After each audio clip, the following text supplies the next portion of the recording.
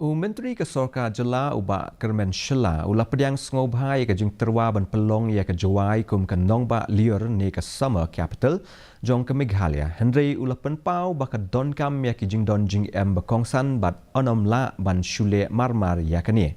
Kini ke jingdawa hapo ke jingelam jong ke Jingtyrwa Students Union ke lawan hadien ke sinjam jong ke Sorkar ban perkhat ha ke ban Pynlong ke tura kum ke nongba telang ni ke winter capital. Walaga Sorkar ke pelilat na kebenta ka jing mi khmat ha ka laki jong ki thany uba Shylla ula banjur ba ki babun na kini ki jing wanra jing kela ki kentup ru ya ka jing e ha ka liang ki jing penyat kam pisa bat kan kham shempor ban pentri kam. If the government can accommodate, we don't mind.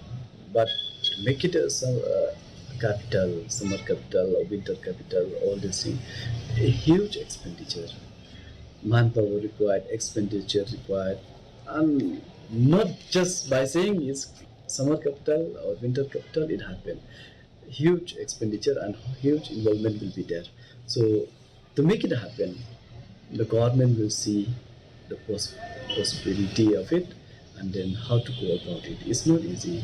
Okay, no doubt. People demand, people requirement. We will make it happen if it is in our capacity.